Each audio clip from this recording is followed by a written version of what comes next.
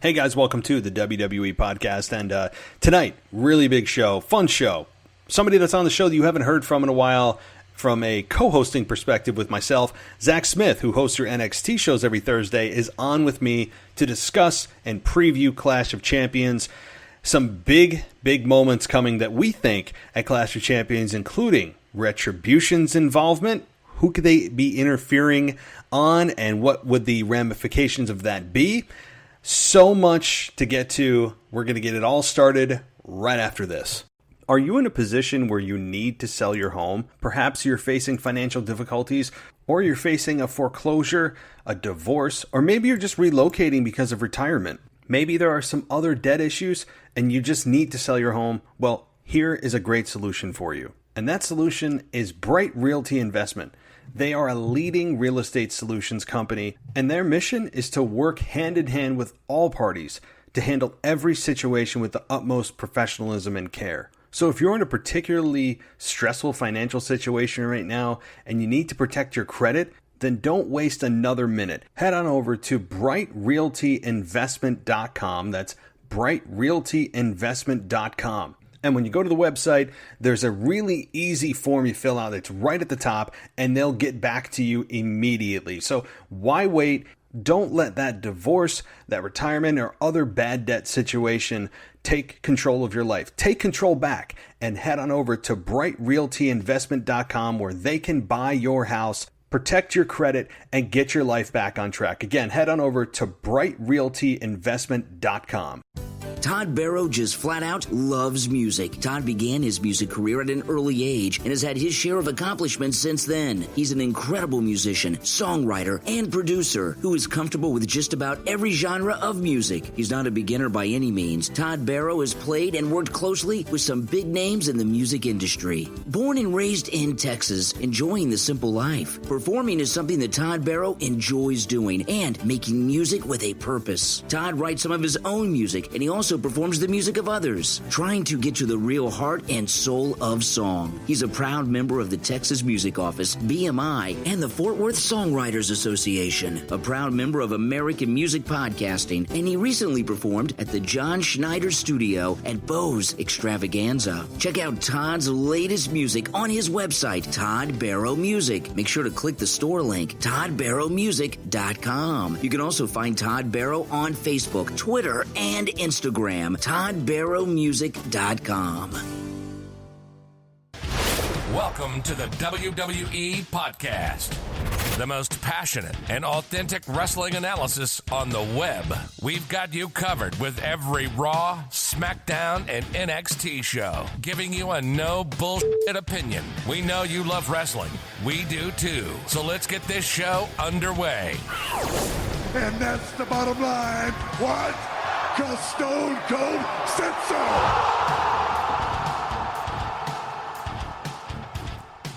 Hey guys, welcome to the WWE Podcast. Thank you for joining me. Tonight, we're going to be talking about Clash of Champions on this September 26th, 2020, a Saturday night version of the show. As tomorrow night is the pay-per-view. Typically, as you know, we record Sunday nights, but with the pay-per-view, we record the night before. Makes sense. So we'll be doing a ton of preview and predictions with Zach Smith. You guys know him as your NXT podcast host right here on the WWE Podcast. So really great to be able to catch up with him. And we haven't done so in about 2 months. It's just crazy. I mean, between vacations and schedules and life, it's just been too darn long. So you're going to get to hear Zach and myself disagree on a few things, as we often do, but I love that. That's always a good thing. And a lot of surprises as far as the pay-per-view goes, in terms of things that people may not be thinking about that looking at this card may happen. So we dive into a lot of different things. Let me say off the bat, at the beginning of the show, the audio got a little screwy. So I chopped up some of the beginning, and so just bear with me. It's not the audio quality is bad. Just the recorder I use for Skype got a little messed up at the beginning. So I promise that it'll sound as good as I can make it sound. If you're like, hey, did I miss part of the conversation? Well, I just wasn't recording. So just bear with me. That's a very, very short period in which that happens. So anyway, if you guys want to follow me, you can do so on Instagram at WWE_podcast or on Twitter. Yes, I said on Twitter at wrestling_audio. That's wrestling_audio. You'll see the WWE podcast logo as my profile picture. The reason I say that is the WWE podcast account is still banned from Twitter, but I created a second one here for wrestling_audio. And we'll see how long this lasts. I hope it lasts indefinitely, but if Twitter decides to just ban this one too for zero reason, well then that'll be really crappy. But follow me there while you can at wrestling_audio. I'll be on Twitter giving my live reactions to the pay-per-view tomorrow night. It's going to be fun to be back on Twitter, give that instant reaction. Yeah, I don't have all my followers there. I don't know how many I had, like 45,000, something like that. But maybe you guys will come back and join me on Twitter. So also YouTube at youtube.com/the WWE Podcast. And why do I say that? Because I'm starting to do 2 to 2.5 minute videos on rants or things that I see that I want to comment on or rant on. Find me on YouTube at youtube.com/the WWE Podcast. Last plug is the Botch Guy. Why do I say that? Well, number one, it's a great wrestling YouTube channel. Really, really entertaining and just authentic and so unique compared to any other wrestling channel. So check him out at the Botch Guy. Give him a subscribe. But also, him and I will be doing a collaborative review Tuesday. Him and I will be wrapping up the Clash of Champions pay-per-view and talking about Monday Night Raw. So he'll be joining me Tuesday night right here on the WWE Podcast. Also, we are having Michael Gross join us for a full Clash of Champions review Monday night. So you guys get me, obviously, Saturday night or whenever you're listening to this, and then we record Monday night, Tuesday night, Wednesday night. And then Thursday is your co-hosts that don't involve me. So we have a hell of a busy week, as pay-per-view weeks often are, of wrestling audio. So, all right, well, we're going to get into all of the Clash of Champions preview and predictions in just a minute. But first, voicemails. Want to get those right off the bat and be able to deliver them to you guys. So here's the first one, and we'll respond. Hey, Matt, it's Jim with my second call this week. Must mean there's a pay-per-view on the horizon. I know you have a prediction show coming up, and before I give you my 2 cents, a little bit of trivia for you. It's hard to believe, but the Intercontinental Championship was last defended on a WWE pay-per-view back in WrestleMania. Hard to believe that we've had 5 pay-per-views with no IC title matches. And with that being said, it's kind of ironic that the next time they're doing it, Sami Zayn's back in the mix, and I really think they're going to have Sami Zayn win here. They obviously had a plan for him back in March when they gave him the belt, and then we had the pandemic, and I think similar to Roman Reigns, they're going to try to continue with that plan. Speaking of Roman Reigns, his match with Jey Uso to me is the lock of the night. I mean, there is no way Roman Reigns is losing that belt. Not even worth talking about. But interested to hear your thoughts on the other title matches, because to me, I don't see any other championships changing hands, with the exception of maybe the Raw tag titles. Otherwise, I don't know why the heck we're watching this match again for the 67th time. But that brings us to the WWE title match, and I think that could go either way. On the one side, it's an ambulance match, which screams heel victory. You have McIntyre beating Orton last month, which screams Orton victory. On the other side, you have the tried and true 95% effective reverse momentum theory, wherein Orton attacks McIntyre during his match with Lee. He then punts Lee. He then gives a big promo. At the end of the night, he comes out of nowhere with an RKO, and he stands victorious over McIntyre. That's a recipe for disaster in today's WWE. That would kind of scream that McIntyre's winning. So I kind of think even though it's an ambulance match, and you would think that means the heel's going to win, it also means anything goes, anybody can interfere. And I think Keith Lee is a missing puzzle piece here, and they kind of cleared that up on Raw. With him being punted, I think he's going to interfere and somehow, some way help McIntyre win and maybe set up a triple threat, which I don't want. But I'm more interested, really looking forward to Survivor Series, and I really hope WWE sticks with their formula they used back in 2017 and 2018, where they have the 2 world champions fight each other, as I'd love to see a rematch from WrestleMania 35 between Roman Reigns and Drew McIntyre. with the tables being turned this time.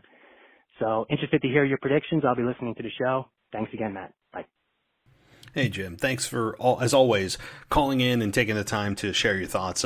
So I will say this. I don't want to bury the lead, meaning I don't want to give away all my predictions before I actually give my predictions with Zach. But I will say this. I'll comment on a couple of things. Keith Lee interfering in the championship match is a possibility. Certainly a possibility given what happened. But Keith Lee interfering, I think, would only be if Randy Orton has interference on his behalf, and Keith Lee would come out to even the odds. I don't think having Keith Lee come out to help Drew McIntyre and just get revenge on Orton would look good as a victory for Drew McIntyre, because you don't want a tainted win for a babyface where he needed help. But I could see Keith Lee coming out to help even the odds. And I'll leave it at that as a hook for who possibly can be interfering on Randy Orton's behalf. As far as the Sami Zayn thing goes, it's hard for me to comment. I am a big Sami Zayn fan, and I hate to be non-responsive, but it makes no sense. I don't want to give away my predictions again before you hear them. But Sami Zayn is I'm a big proponent of, and the fact that it hasn't been defended in quite a while is, since WrestleMania, I wish that Sami Zayn never went away. I think he was on fire before he left, and the whole Braun Strowman handicap match that he ended up winning the Intercontinental Championship from, I'm really sad we never got follow-up from that. Now, we still could, given that Braun Strowman's no longer Universal Champion, and if Sami Zayn wins on Sunday, he could become Intercontinental Champion, and boom, you have the feud that you left when you before the whole pandemic started. You can pick up right where you left off. And that could very well be the case for Sami Zayn and Braun Strowman. I hope if Sami Zayn wins, that it's a Braun Strowman rematch at some point, because Braun Strowman never got his hands on Sami Zayn. Now, is Braun Strowman still a heel? Well, that remains to be seen, because last we knew he was, because of what the Fiend did to him. And Roman Reigns versus Drew McIntyre. WrestleMania 35 rematch, sign me up. Things are so much different than they were at WrestleMania 35. I mean, worlds different. Roman is a heel. Drew McIntyre is a big baby face.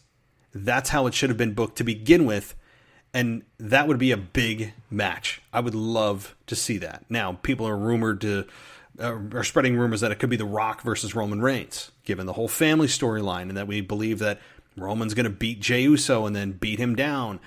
Could The Rock come back towards the end of the year or in January to set up a match with Roman Reigns?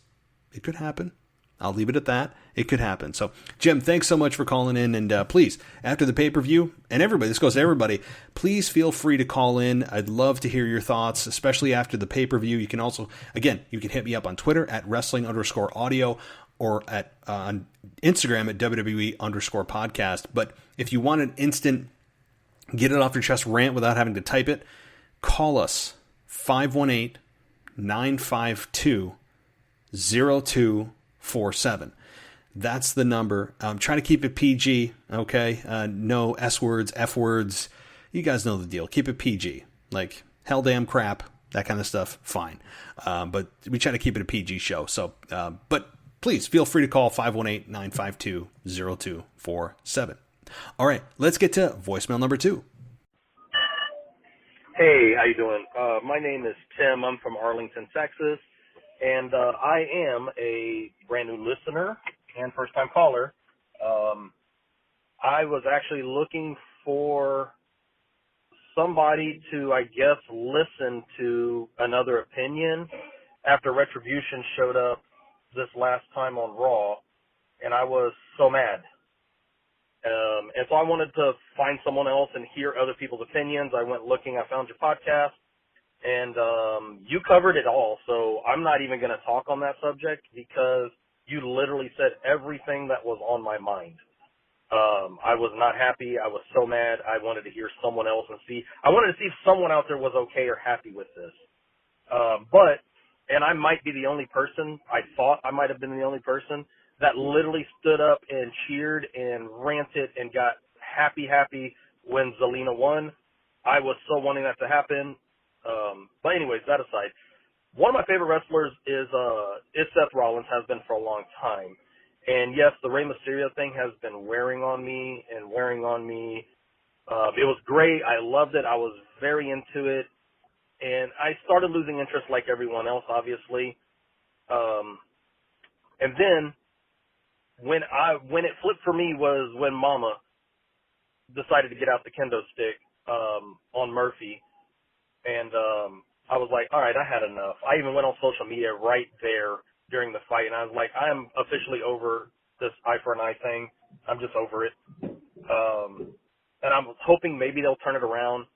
But to get onto Seth Rollins, and maybe I haven't heard this mentioned before, maybe it's just me, but when they started building this Monday Night Messiah character, I thought, and I was hoping for the best, I thought it was going to be this great, he's going to be picking up all of the discarded, the thrown aside wrestlers, and they're going to become the followers, the disciples, which looked like what was going to happen. And he got Buddy Murphy, and that was great. But what happened to Austin Theory? I absolutely loved. Matter of fact, when Zelina Vega's group tossed Austin Theory to the side and, started beating him up in the ring, I was happy. I was like, oh my God, Seth Rollins is going to pick up another disciple.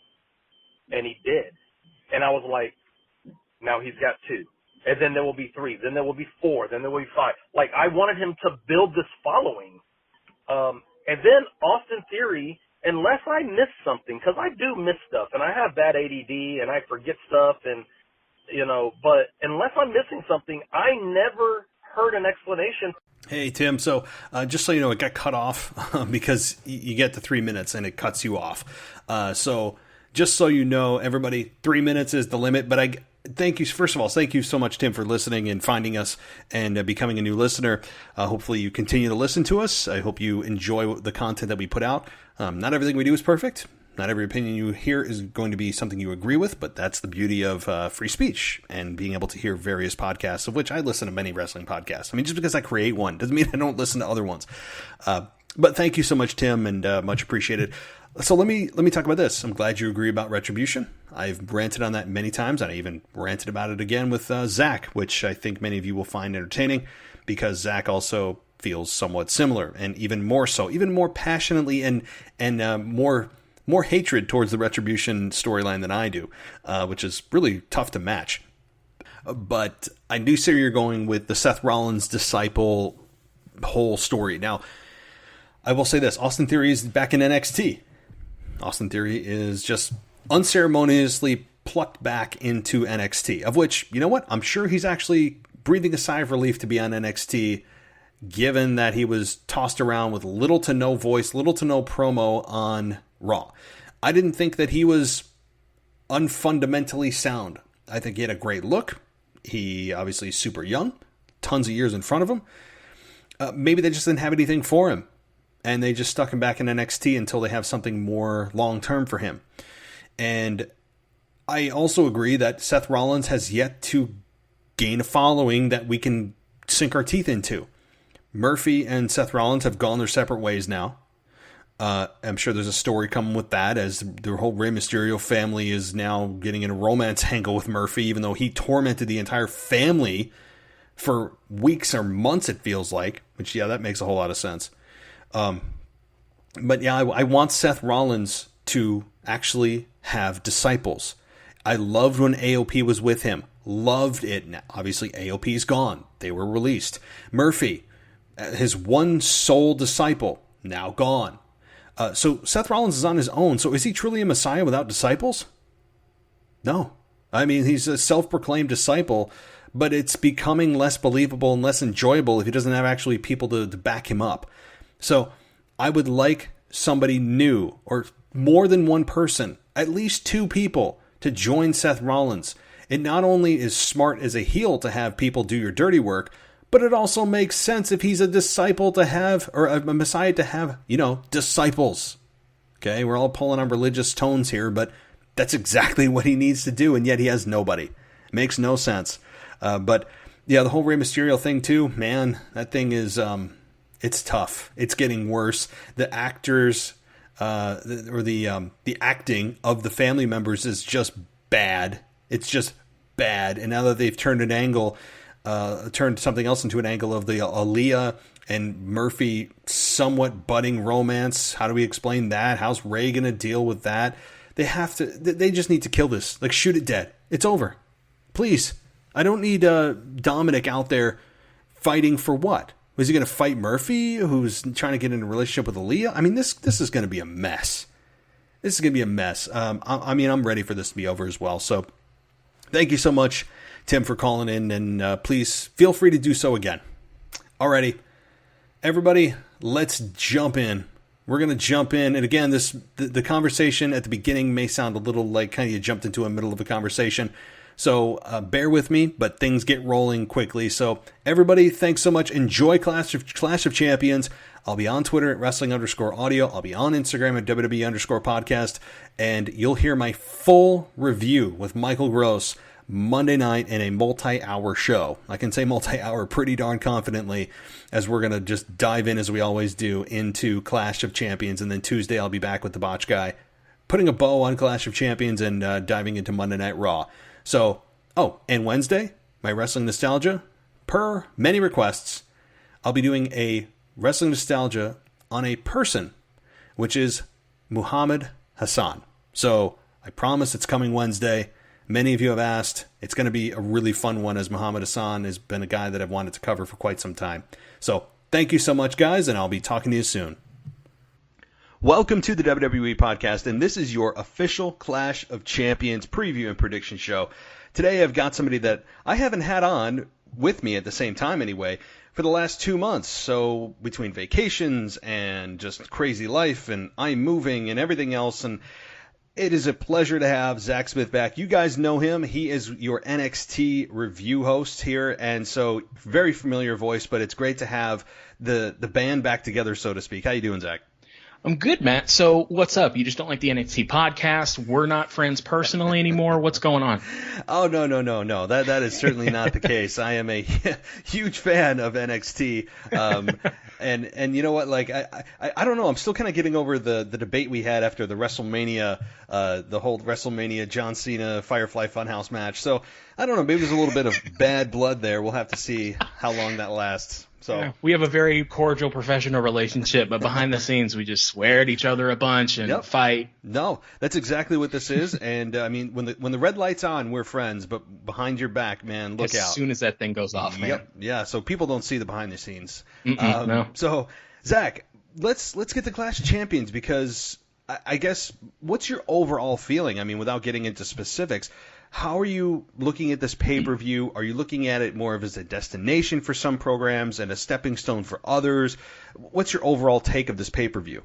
I'm really interested in it. We were talking right before, and you were talking about how a lot of people were just looking forward past this to Hell in a Cell or to other pay-per-views, but there's a lot of interesting matches that are going to happen on this pay-per-view, and I think part of the problem is that people kind of feel like they know how some of these matches are going to end that we'll get to, but I think that those are still important when you're running a company and you're establishing new champions. So for some of these, they're definitely very obvious stepping stones to something else. But I don't need every match that I'm going to see on pay-per-view have to be a be-all, end-all type thing. Not every month. So it's weird. I'm of two minds. I agree with you. It makes me mad. First off, that I have always hated the concept of pre-show matches in the first place. I think that you're immediately telling me that whatever this match is not important. And they have a tendency to say, oh, anytime you're on the show, you're on the show. But if you were on the show, you wouldn't be on the pre-show. So you have Asuka, who's one of the best women's wrestlers in the world, that hasn't been used to her potential since NXT, really, and since the WrestleMania match before she got beat by Charlotte Flair. And so you have her defending her title against Zelina Vega, who's been killing it as a manager on Raw. They decide all of a sudden to do a U-turn from her being a manager into now being an in-ring performer. She has basically one match on Raw, and now she's in with the title picture. And I would say that doesn't make sense, except that it's WWE. So you can get into title matches just by beating one person and challenging the champion, and they accept. It's super deflating that it's on the pre-show, because it means that it doesn't matter to them. And it's less likely they're going to do any kind of title change when it's on a pre-show. But it seems to me that they needed to put a match on the pre-show, and they picked the one that they don't really have a story for at the moment. The whole story was Asuka's doing her thing, Zelina's doing her thing, and now they're together. This feels like something that you would see on Raw, where during an ad break they just say, and coming up in the main event we have Asuka defending her title against Zelina Vega. This isn't a pay-per-view match in the way that it's been built. And so it sucks that it's on the pre-show, but I think it's on the pre-show because they didn't bother to give you a story going into it. You're right. I mean, this is... So, yeah, let me break this down. This is a bit disrespectful to not just the competitors, but even more so the championship itself, which I think supersedes anyone that's in the match. Always. The championship should always mean more. And I think it's most disrespectful to the championship itself. I don't honestly think that a women's championship match has ever been defended on a kickoff show. I mean, I've seen United States Championship. I've seen tag titles defended on kickoff shows. And yes, I've seen championship changes during kickoffs, but I don't think you'll see one here. It's more the exception than the rule. And I think you're exactly right. The reason why it's on the kickoff is, well, yeah, you're right. They needed someone or something to be on the kickoff. Although I'm looking down the card, and I could find 2 or 3 other matches that are probably more deserving of a kickoff match. But this is, I think, one reason only that it's on the kickoff too is Zelina Vega. She's relatively new to the singles scene after being a manager for how many years. And now it's Asuka versus Zelina Vega, and there really isn't much of a story. Zelina came out, yeah, she slapped Asuka and then basically hightailed it out of there. But I don't understand why, if you're going to build Zelina Vega as another competitor for the Women's Championship division, and yes, we all know that Asuka has a 99% chance of winning this match. Let's be real. But if it's about establishing Zelina Vega as a true competitor and as a contender, not a pretender, then what are you doing putting her on a kickoff match in a championship match? If this was non-title, I could see fine. Non-title makes sense. But since it's for the championship, it tells me Asuka's retaining. By the way, that's my pick. And Zelina Vega is there to basically make a name for herself on this kickoff show for a pay-per-view. And this, I think it's kind of a dress rehearsal for Zelina. I do not like that it's a kickoff match. It's just so disrespectful to the Raw Women's Championship in my estimation. But on the positive side, I do love that Zelina Vega is finally getting out on her own. I said it forever that I think the best days that she's going to have are a long heel run as women's champion, whether it's Raw or SmackDown or whatever.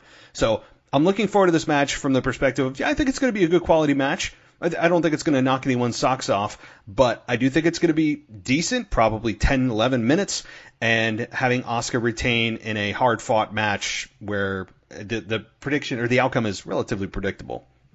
Yeah, it seems like it's a foregone conclusion that it's going to be Asuka retaining. And I mean, it definitely is a dress rehearsal for Zelina Vega and how she performs as a singles wrestler, which she hasn't in WWE for some time now. I mean, I definitely agree. I think Asuka wins. I think she can make Zelina look very good, but I think a lot of people aren't going to see it because it's going to be on the pre-show. But I mean, you and I agree, Asuka's going to win.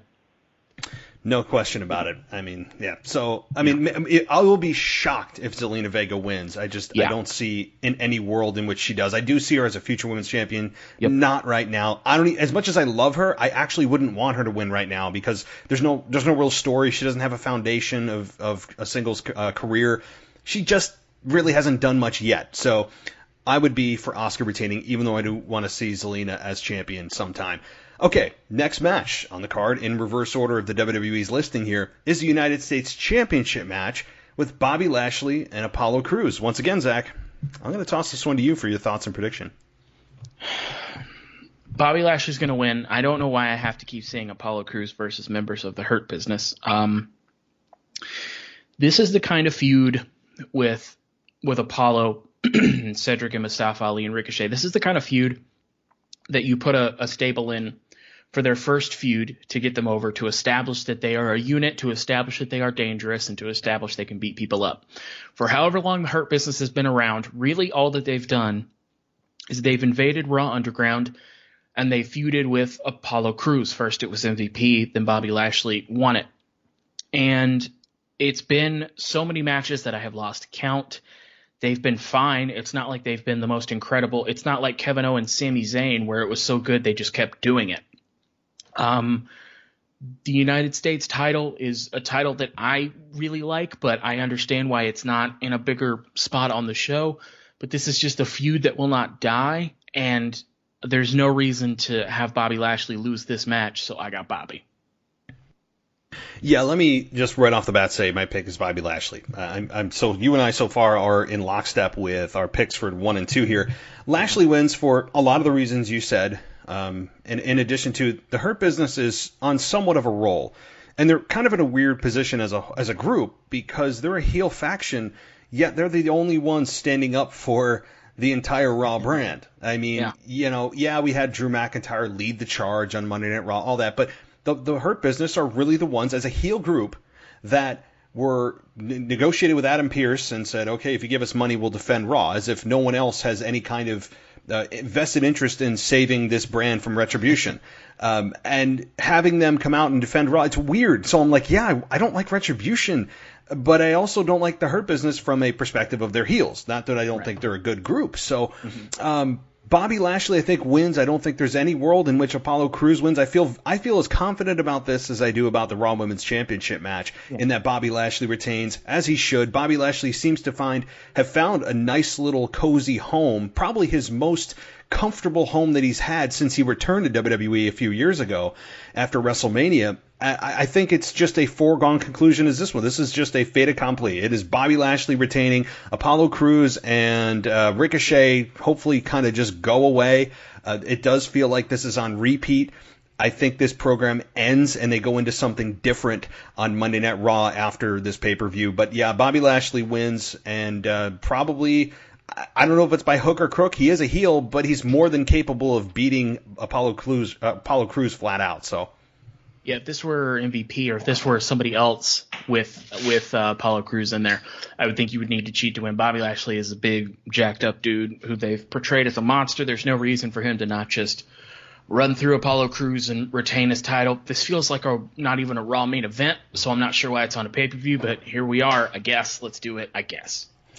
Yep, no, I hear you. And speaking of, as I said at the beginning of the show, what could replace the kickoff match? Well, there are the next 3, as they're all tag team championship matches. Any one of these could have been the kickoff show. Like, really, any of them probably would have been, I think, a better fit than Zelina versus Asuka. Nonetheless, Nia Jax and Shayna Baszler versus the Riot Squad. I guess I'll take this one. There's the one. Yeah, no, seriously. I mean, like, this is easily a kickoff show. This is a weird match for me because Shayna Baszler and Nia Jax have had this relationship where they don't like each other, but we're champions, so we're going to stick together. I don't understand this. Shayna Baszler came into WrestleMania blazing hot, lost to Becky Lynch, and then just went into oblivion, came back, broke some people's arms, went away again, and then she's back. And it's like, all right, well, so why do you like Nia Jax? I mean, this is a weird pairing for a very, very thin women's tag team division as it is. So maybe that's what it is, just kind of haphazardly throwing people together that aren't in a program, versus the Riot Squad. And the Riot Squad, look, I mean, they were together, they broke up, now they're back together. Ruby Riott, I think, looks healthier than she ever has. That's a plus. Yes. Ruby Riott, I think, is the star of the group and always has been, and I think has a very big upside. And I hope that they win this, but I don't see any way that they can. I mean, these 3 matches seem like a lock, so I'm going to go with Nia Jax and Shayna Baszler retaining the Women's Tag Team Championship. Yeah, I'll have to agree that I would think that they would have Shayna and Nia keep going. They have that kind of 2-man power trip, but on whatever the opposite of steroids are. We don't like each other, but we're champions and we're good as a team thing going on. It's weird to me because simultaneously this absolutely should have been the kickoff match or not have been on the show. That would have been fine too. But in my estimation, 3 of the 4 women in this match are way too good to be in this match. Shayna Baszler, Ruby Riott, and Liv Morgan. Nia Jax, absolutely. That I could absolutely see her being in exactly this position. But it feels like these are 4 people they don't have anything for, and so they're just putting them together. I agree with you that Riott and Liv Morgan probably could do with a win at this point because they haven't had a ton and they were just kind of thrown back together after Liv Morgan was doing the best work of her career as a single. Somebody decided that they didn't like her for some arbitrary reason, and so here we are. I agree with you. Ruby Riott has always been the star of that. They've just never pulled the trigger. This should be an opportunity to make all 4 of them look really good, but I don't think this is going to be anything. I think this is just a team that they put in front of Nia and Shayna so that they can bulldoze through them and continue a story with the 2 of them. I don't think it has anything to do with the other team. So, I mean, yeah, I think it's going to have to be Shayna and Nia just because they don't have any plans for Ruby and Liv Morgan. No, they don't. And I think this is a match simply for making sure that they cover the Raw Women's Championship or the Women's Tag Team Championship. They're like, right. Oh, that's right, guys. Before we forget, let's just make a Women's Tag Team Championship match so that the next 2 months that we don't, it'll make up for it, right? Like it does. It feels like just kind of 4 haphazardly put together people. That like you got anything going on? No, you do. Okay, let's have a match. That's how this feels. I don't like it. And when you look back again at what Shayna Baszler was, who to me is the biggest crime against, if you were going to have somebody charge something against WWE, Shayna Baszler is the biggest victim here from where she was going into Elimination Chamber. Remember what she did at Elimination Chamber? Taking out easily every single member of the Riot Squad with no effort. I mean, she haphazardly, single-handedly beat every single woman in the chamber, and then she gets beat with a roll-up, I think, on Monday Night Raw. And it's like, what? Like, I mean, so I don't know what they've done with Shayna. I don't know why Vince has soured on Shayna Baszler for whatever reason. I know Becky's obviously not here anymore. I don't know. Do you have because she's not great at cutting a promo. Yeah. Yeah, well, neither is Roman Reigns. He never was. Well, I mean, and now he's got Paul Heyman. Matt, you take it back. He's great. Yeah, that'll be the day. It will. I mean, Brock Lesnar's terrible at a promo. I mean, like Brock Lesnar's not good. So goofy. So he's a goof on the mic. So I mean, just because she's not good doesn't mean that she can't be at the top of the card. But I digress. Moving on to the next tag team championship match, which I guess this could also be on the kickoff show simply for the fact that Lucha House Party seems to take up residence in the kickoff show. It's Shinsuke Nakamura and Cesaro versus Lucha House Party for the SmackDown Tag Team Championship. Zach, what do you think? Man, this is the part on a long road trip where you could have sworn you passed the same set of trees for the last 2 hours. And it's just, I know we're going to get there eventually, but this stretch of road. I mean, Cesaro and Shinsuke, there's not really a reason to take them off. They essentially made another bar and hoped we didn't notice that one of them wasn't pale anymore. So they're fine as a team. They could both be doing more, but I mean, we could say that about everybody here. I really like Cesaro a lot, and I think that he could and should have at this point been a world champion, but here we are. He's still in a tag team. They just lost to the Street Profits, so it would be weird to me that they would lose and then lose. They aren't doing anything with Lucha House Party. One of the last couple times I was on, they had another tag team shot, and you and I thought that they might pull the trigger. I don't think they're going to pull the trigger on Lucha House Party. I wouldn't be mad if they did, but I think it's not necessarily a foregone conclusion just because neither of these teams have steam behind them. But if I have to pick with a gun to my head, I guess Cesaro and Shinsuke. Yeah, this one's not easy because, and that's crazy to say when you're talking about a match with Lucha House Party. Like, usually it's just, Lucha House Party loses. I mean, that's just by default. Yeah, that's what their specialty is. And this match, though, and I'm hating myself for actually considering that they could win, but they have actually developed somewhat of a story in that group, and we saw this past week on SmackDown last night.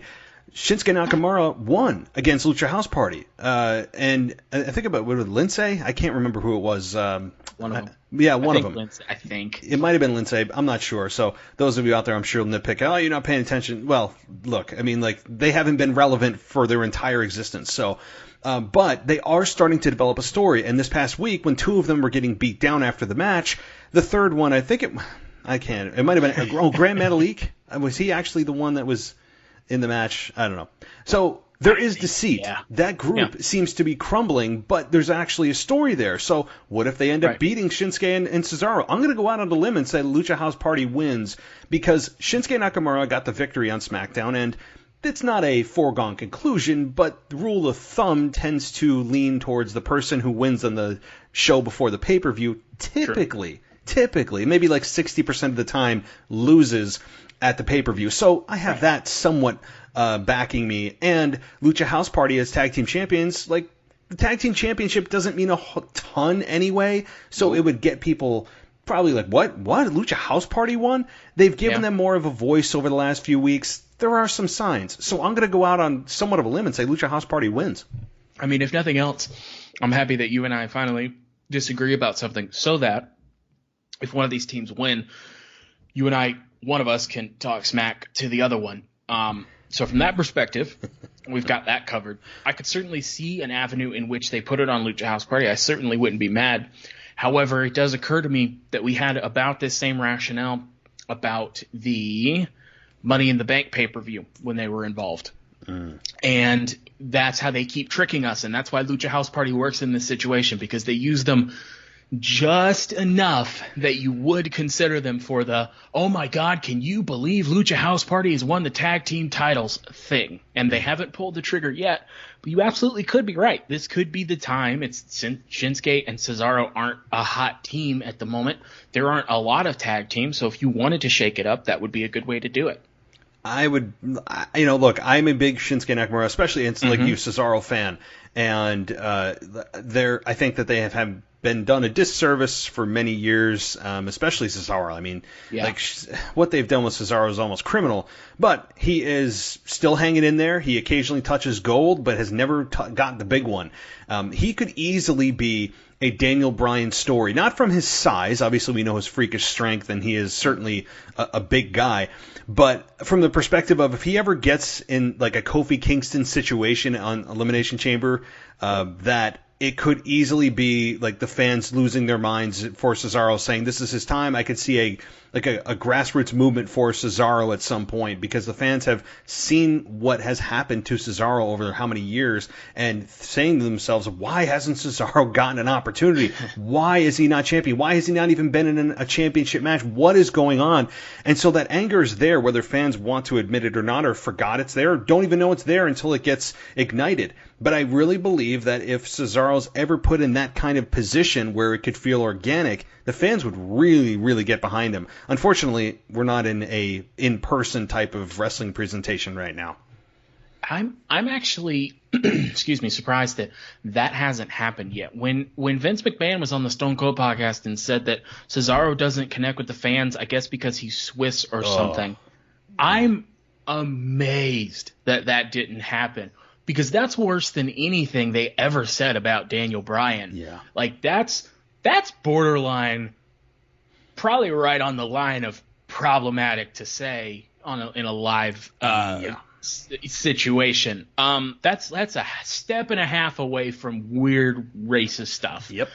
I was amazed that it didn't happen then, because we've heard the Pops when he has won, when he would win individual titles, when the bar was really hot, when he won the Andre Memorial Battle Royal, when he's put in good positions, the fans always get behind him. And I would have thought that by now the fans would have gone into basically a revolt mode like they did with Daniel Bryan, just because everybody that I ever talked to about him loves him and wants him to be at the top of the card. And if we can put one of the Uso brothers in the main event, we could absolutely get Cesaro there. I'm amazed it hasn't happened. But unfortunately, he's just been stuck in tag teams because he's not useless to them, so he's not a release candidate, but he's not useful enough to them that they put him in those spots. So Maybe if Lucha House Party wins, we can have the two of them break up. Maybe it leads to a situation. You never know. Kofi Kingston wasn't supposed to be what he was. The Kofi Mania wasn't supposed to be a thing. It's because he replaced Mustafa Ali in a gauntlet match, in an hour-long gauntlet. People got way behind him, remembered how good he was, put him in Elimination Chamber. He jumped up on the glass tube to Daniel Bryan, and he got shot to the moon. All I can hope for is that Cesaro gets a similar moment. You're listening to the WWE Podcast. We'll be right back after this short break. Are you in a position where you need to sell your home? Perhaps you're facing financial difficulties, or you're facing a foreclosure, a divorce, or maybe you're just relocating because of retirement. Maybe there are some other debt issues and you just need to sell your home. Well, here is a great solution for you. And that solution is Bright Realty Investment. They are a leading real estate solutions company, and their mission is to work hand in hand with all parties to handle every situation with the utmost professionalism and care. So if you're in a particularly stressful financial situation right now and you need to protect your credit, then don't waste another minute. Head on over to brightrealtyinvestment.com. That's brightrealtyinvestment.com. And when you go to the website, there's a really easy form you fill out. It's right at the top, and they'll get back to you immediately. So why wait? Don't let that divorce, that retirement, or other bad debt situation take control of your life. Take control back and head on over to brightrealtyinvestment.com, where they can buy your house, protect your credit, and get your life back on track. Again, head on over to brightrealtyinvestment.com. Todd Barrow just flat out loves music. Todd began his music career at an early age and has had his share of accomplishments since then. He's an incredible musician, songwriter, and producer who is comfortable with just about every genre of music. He's not a beginner by any means. Todd Barrow has played and worked closely with some big names in the music industry. Born and raised in Texas, enjoying the simple life. Performing is something that Todd Barrow enjoys doing, and making music with a purpose. Todd writes some of his own music, and he also performs the music of others, trying to get to the real heart and soul of song. He's a proud member of the Texas Music Office, BMI, and the Fort Worth Songwriters Association, a proud member of American Music Podcasting, and he recently performed at the John Schneider Studio at Bose Extravaganza. Check out Todd's latest music on his website, Todd Barrow Music. Make sure to click the store link, toddbarrowmusic.com. You can also find Todd Barrow on Facebook, Twitter, and Instagram, toddbarrowmusic.com. Welcome back to the WWE Podcast. Let's get back to more great wrestling audio. That's all we can hope. I mean, that's really what... And I think whenever we get back in the live format, it will benefit Cesaro greatly. You know, I really do wonder if the current product, as it stands right now, no changes, was dropped in the lapse of 20,000 fans, how the reaction would be. Like, what would the reaction be? Would it be in sync with all of the piped in, produced reactions that WWE is probably salivating and loving every minute because they can finally control what the reaction is for everything? I mean, it's like they're in their sandbox just playing, and yep. Mommy and Daddy haven't come and got them yet. But eventually the fans are going to be back, and they're going to be like, yeah, no, this sucked, and we're going to tell you, or this is awesome, and you don't know it's awesome. I mean, so there's going to be that. I'm sure some of it will line up, but I'm just so curious about that. If this product was just, boom, back in front of 20,000 fans, what would happen? But, yeah, you hear the reactions for Cesaro. You hear it the Monday Night Raw after WrestleMania. He's like one of the top guys in the Monday Night Raw after WrestleMania. The fans kind of look at him as like they did with Dolph Ziggler in a way, where Ziggler was the guy that didn't get a whole lot of opportunity. I remember he won the World Championship the night after WrestleMania 26, something like that. And the fans lost their minds, and they didn't do anything with it. They just, it was just a moment, and it was a placeholder, and they moved on. But Cesaro, I don't think I know that he is a candidate for a Daniel Bryan type of story, Kofi Kingston type of story. He has that ground. He has laid the foundation. He has gained the respect of fans. They don't really boo him when they see him. They're just like, why aren't they doing more? And they're like, well, at least he's in a tag team match, or at least he's carrying the championship, the SmackDown Tag Team Championship. So there's that, and it's a shame. And Vince McMahon saying, well, maybe it's because he's Swiss. I don't know. How is that even an answer from the CEO of WWE? I know this was something that was on Stone Cold's podcast 4 or 5 years ago. I know it was a while ago, but nothing has changed. Cesaro is in the exact same position that he was when that podcast was recorded. So, I could do a whole podcast on Cesaro. I mean, this is okay.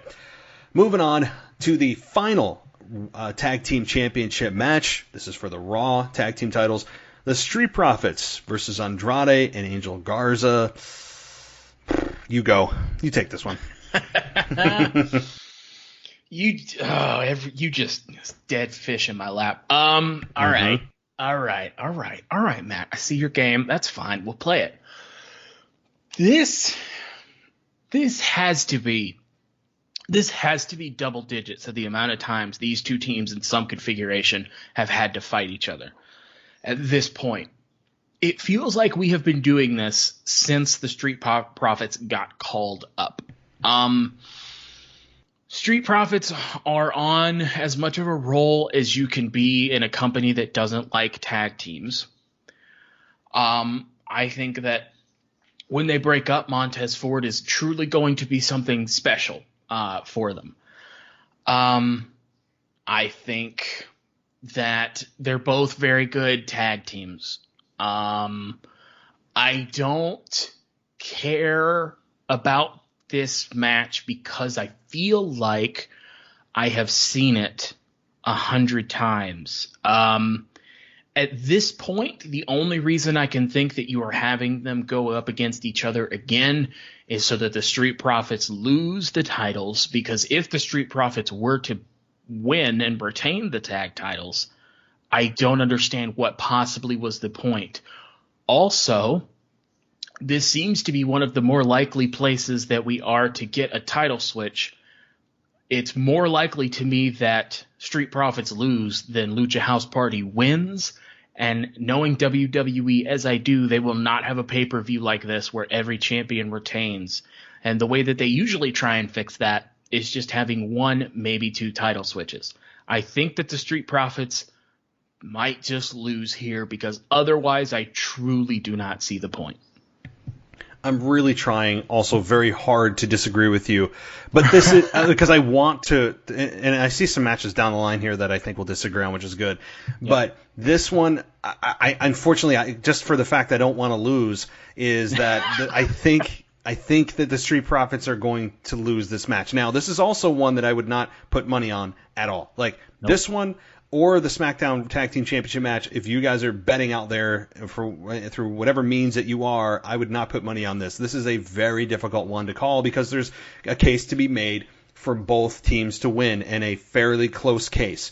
You have the Street Profits, who are kind of the resident Raw Tag Team Champions, that feel that doing gymnastics and doing track and field and doing bowling are more important than actually performing in a company that's paying you millions of dollars to be there. Yeah. To be honest, I'm not a Street Profits fan from the personality perspective. I find them obnoxious. And it's just not my cup of tea. I don't find them amusing. Again, Montez Ford, clearly the breakout star. There's always a breakout star in a tag team more often than not, and Montez Ford has a really bright future. Then you have Angel Garza and Andrade, who have been never on the same page, and they're two heels that have a problem off the bat. Does it get any more boring as a fan to see two heels that never have gotten along, that they've never explained what the problem is, go at it? And it's like, well, they never even had a history of success off the bat with Zelina Vega when Austin Theory was there, then Austin Theory left, and then he's back in NXT, and now, this has been the most convoluted, bizarre issue that Angel Garza and Andrade have had with one another, because we don't know what it is. How are fans supposed to care? And are they on the same page? Well, I don't know. I mean, do I care anymore? No. I mean, I love both guys. But I honestly don't know if I even care what the problem is anymore, because why should I? So at that same token, though, I think WWE, just like the women's tag team division, the men's tag team division on both ends could use help. So why are we splitting these two up if we can solidify them as a real team and get them on the same page and have another tag team that we can say, okay, we can do something with them, rather than they lose, they fight, they break up, okay, now you're down a tag team, and what are you going to do? So Angel Garza and Andrade capture the Raw tag team championships, and there's probably a rematch at the next pay-per-view, and I expect a good match. I mean, from wrestling quality, I expect a good to very good match. Yep. They always seem to have good matches with each other. The matches themselves have never been the issue. It's the fact that they keep putting them together, and there's no reason for them to still be in a feud together. But yeah, I mean, from just watching the pay-per-view perspective tomorrow night, I know that I'm going to enjoy this match. So I mean, from at least that perspective, I'm always okay with a match that doesn't have the best story if I know that it's going to be a really good match. Like The Miz and Finn Balor and Seth Rollins at WrestleMania, that triple threat had no story, but I knew it was going to be good. And with this match, I know it's going to be good. I just want this to be over. Yeah. Yeah, I could absolutely see that as well, and I think we can say the same thing with Rey Mysterio and Dominic and all that, and Seth Rollins. Another topic, but that is certainly a motivator for me as well, as to be like, can we just move on? Can this please be the end of it? Please be the end of it. And the thing is, if Andrade and Angel Garza win, you know that the Street Profits are going to want a rematch, so that immediately puts it into the next pay-per-view, another 4 weeks. But yeah, if you just completely disregarded the story and you didn't know anything about the story, you'd be like, yeah, that's a really good match. But since we know the story, I think it kind of sours the match, even if it's a good match, because we're just tired of it. So again, you're going with Street Profits, I'm going with Street Profits, and let's move down the line here. SmackDown Women's Championship match. This is also one that I don't think we'll disagree on, but Bayley versus Nikki Cross. I'm going to take this because it's a pretty easy one. Bayley wins. I mean, let's get that off the table. There's zero chance of Nikki Cross winning. Zero. Correct. I mean, she may win the match. Maybe she'll win the match, but she will not win the championship. Right. So Bayley wins just flat out. I'd say 100% chance of that. Even if somebody asks me, what about Sasha Banks? Doesn't she want to cost her the championship? No. Sasha Banks said she wants to be the one to take it from her, not cost her the championship. So that, you could see Sasha Banks make an appearance, and I very well could see Sasha Banks making an appearance maybe during the match, maybe after the match, to get a small measure of revenge as Bayley kind of scours away. But Bayley wins, Sasha shows up, and gets a small measure of revenge. What do you think? I think you're absolutely right. There is no reason to have Bayley lose. The story that you have been building for I don't know how long this time, much less since they have been friends, is that Bayley and Sasha are going to break up as a team, and then they're going to have a match. And you didn't keep the title on Sasha long enough for that to be the title. You have kept the title on Bayley's waist for somewhere over 300 days now. The only way to satisfyingly end this story is for Sasha Banks to be the one that beats Bayley. And even if you weren't going to do that, the way to take the title off of Bayley is not to have Nikki Cross beat her. Nikki Cross is involved in a completely different story. Nikki Cross would not benefit from becoming the women's champion, and Nikki Cross has had chances at the women's title before and failed and failed and failed. There is nothing different that would result in Nikki Cross winning, save for Sasha Banks interfering, which I think Sasha would be more motivated to take the title off her, like you said, than to just cost her the title. So there's, like you said, I think this is probably the second most obvious finish on this card. We'll get to the most obvious later. But they are 1A, 1B. There's no reason for Bayley to lose. This is a stepping stone to a bigger story, and Bayley has to retain for that to work. Yeah, no question. No question about it. This is a means to an end, just as you alluded to just now about a potential other match that is exactly that. That's exactly what that match is as well. And we'll get to that towards the end as well. But I mean, I don't know what else to say about it. I'm expecting from a wrestling perspective exactly what I've seen them from them before. Again, none of these matches I think are bad from a wrestling perspective. It's just from a predictability standpoint. Yeah, it's predictable, but I'm okay with predictability if it's the right thing to do. I always say that. So Bayley retains. It's Sasha's title to take. The question then will become, can Sasha defend it? So that's a story, obviously, for another show. Yeah. Okay, this next match, I really, really, really hope we disagree. And there are a couple of candidates in this match that are easily justified to win. And this is the Intercontinental Championship triple threat ladder match. Now, I don't know why the hell they're calling it a winner take all. Well, what else is there besides the Intercontinental title? I mean, I don't know, just to make it more marketable, more exciting to see. I don't know. How much you want to bet they're going to hang both titles? Please. Well, I believe no. I believe they will because of what happened on SmackDown. They both put their championships into the rung. Oh, good God, why? No, please. Winner take both, baby. Yeah. All right. I have not been triggered all show, so I may get triggered as we move on here, but I get one per show. I really want to. I'll take this one because I gave you the more difficult one earlier in the show. I'll go first on this because there's somebody that I think will win and there's somebody I really want to win. Okay. I will say this. I think AJ Styles is out of the running. I think as far as winning the Intercontinental Championship, do I say it's impossible? No. He could make a small case for AJ Styles to win. Sure. But the real story here is between Jeff Hardy and Sami Zayn. AJ's kind of a third wheel in this match, which is weird to say with AJ Styles in the match. Very much so. Jeff Hardy's the true Intercontinental Champion. Sami Zayn is claiming that he never lost, and yet WWE stripped him of it, so even if you didn't lose, it doesn't matter because the company doesn't recognize you as champion. Nonetheless, I find it hilarious, and I love Sami Zayn. So what do I think is going to happen? I think this is hard. I'm going to go with what I want instead of what I think is going to happen because that's more fun. Sure. I think Sami Zayn wins because, and to be honest, I think it would be more entertaining with Sami Zayn as champion. Jeff Hardy is, I mean, he's fun to watch. We all know what Jeff Hardy is. His face paint's cool. Like, we all know what he is and his story, and he was a former drug addict or had problems with alcohol. We know the story that's been beaten into the ground.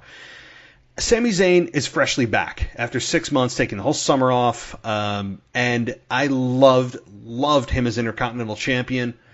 And also, if Lucha House Party win, that makes it so Sami Zayn is back as Intercontinental Champion, and Shinsuke Nakamura and Cesaro no longer hold the championships, and you got the band back together. Maybe. Sure. So I want Sami Zayn to win, and I'm going to go with what I want rather than what I think is slightly more likely in Jeff Hardy retaining. What about you? Okay, so this is interesting because now I have a decision to make. Because in my heart of hearts, if I had picked first, I would have picked Sami Zayn, but I think I can arrive at a different conclusion than you did. Go. All right. So, interestingly, I had the same setup with a different punchline. I think that it is between two people, one person that I want to win and one person that I think will win. I, in fact, think that Jeff Hardy is completely out of the running to win this match. I think that Jeff Hardy is out of the running to win this match for a few reasons. I think that he was thrown into this story to begin with. I think that he's an additional party to this story. I think that he helps make it a ladder match. I think that this is something he wants to do to kind of have the last part of his career go out with a couple of highlight moments. However, I also think that because of COVID, Mr. Jeff Hardy had one, I believe, court case that was pushed back due to COVID, which means that it is coming up soon, which means WWE would have to make a conscious decision to keep the Intercontinental title or put it on somebody that has a court case upcoming. And WWE does a lot of weird stuff, but I think it is much more likely that they have one of these other two win, and then if everything is good with Jeff down the road, he might come back to it. So I think that Jeff Hardy is out of the running. Now, I think that Sami Zayn is going to win for a lot of the same reasons you just said. But I'm going to go against all of that, And I'm going to take your least likely. I'm going to take AJ Styles to win. Okay. And first, I just think that would be the most interesting. And I think that of the three that have held the title, I think AJ Styles has been the most interesting. Sami Zayn was very interesting to watch, but they didn't do a lot with him. And I've seen nothing to indicate to me that they feel any differently about Sami Zayn today than they did a week ago, than they did a month ago, than they did a year ago. And if you have AJ Styles in that ring, something I know about Vince McMahon is he likes AJ Styles. I don't know. I know he likes Jeff Hardy, but stuff is weird right now. I don't think he cares that much about Sami Zayn. So in the interest of keeping this interesting and what I would really like to see, I will take Alan Jones Styles. Ooh, full name. Love it. Mm-hmm. You've made a case, but I would say this, that Sami Zayn, I would say, is probably out of the three the best on the mic. Agreed. I would say that he's, better than AJ Styles, certainly better than Jeff Hardy, who is not that great. Jeff Hardy he's been weird on the mic. He said some weird things in the bar fight with Sheamus that, I'm the window, I'm the, all these weird comments. Yeah. He's never been good on the mic ever. AJ Styles, we all know what he is. One of the greatest of all time. He just is. Yes. But I think Sami Zayn, as Intercontinental Champion, to be fair, he never really got a long crack with it. He beat Braun Strowman at the pay-per-view. I can't remember what it was in March before everything happened. And he was Intercontinental Champion for like a few weeks before, what hit the fan with COVID. Yeah. So, to be fair, he never really got a shot at a run with the title. So, I'm still going to, good case, but I'm sticking with Sami Zayn. It makes it more fun that you're picking my least probable, but I didn't know about the Jeff Hardy court case. So, makes sense that they would not want to be involved or distance themselves as much as possible when that happens, because who knows the outcome. So, this is going to be fun. I like that one, and honestly, I don't think either one you can go wrong. And AJ Styles versus Sami Zayn going on for a couple of months, certainly I think is a fun program. So, all right, I'm gonna hand this one to you next. It's the WWE Championship Ambulance match. Drew, it sounds easy. Drew McIntyre versus Randy Orton. Yeah, I honestly am still contemplating. I have a pick, but you go first. I know what you're doing. No. I have my pick written down, which I'm probably going to stick with, but I'm curious on your thoughts. This is hard because I really, really, really want Drew to retain, and I think it makes way more sense for Drew to retain than it does for Randy to win. But I think going from losing to Drew in the first match to putting over Keith Lee clean in the middle of the ring, I do not see a scenario when Randy is doing some of the best heel work of his career that they're going to have him lose to Drew, then lose to Keith Lee, and lose to Drew again. It hurts me to say this, and I think this is what they do a lot of the time, where they have two older legends, in this case Edge, Randy Orton, and we know that they're on a collision course at some point, but Randy's kind of in a holding pattern where they think they have to put the title in there to make it more interesting, and they don't. And I think that Drew still needs to be champion, but I think if I'm trying to think like the decision makers, as much as it hurts to say, I think Randy Orton's going to walk out of here as the WWE champion. That's what I had written down. I had Randy Orton written down, but I had it written down last time. I had him written down last time at Payback, not Payback. What was it when Randy Orton was it Payback? No, because there was two pay-per-views in a row. SummerSlam. Yeah, SummerSlam. SummerSlam. So I have Randy Orton written down, but again, this is difficult as hell because Drew as champion is working really well. I love him as champion. Authentic. It's not fans just want him, and then when they get him as champion, they're going to turn on him. No. He fits the part perfectly. He does everything that makes him feel like an authentic champion. and it is working. And I feel for the guy that he's not in front of actual fans to celebrate. Me too, man. God, I feel for him. At the same time, Randy Orton, a heel like this does not come along very often. It is a once every 10, maybe 5 to 10 years that somebody like this, or once in a generation. This guy is a ultimate performer when he wants to be, and he turns it on.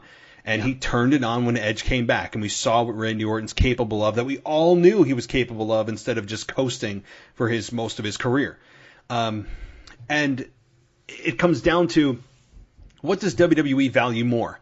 Do they value a babyface champion that is working really well, that has been champion since April? Or do they value one of the best heels they've had in a long time, and that can work his ass off, that can cut really good promos, and is a complete package every way you look at this guy? Do they value the heel, the hot heel, or do they value the babyface champion who's also equally as good right now? This is really tough. Plus, it's an ambulance match. It's not a straight up 1, 2, 3 match, meaning whoever loses has the claim to say, well, you didn't really pin me 1, 2, 3. You know, you didn't. As really I was talking about me. it, I forgot it was an ambulance match. Yeah, see, I was like, oh, you forgot to bring it. But it's true that these types of matches are special matches that are tailor-made for heels. Just like Money in the Bank.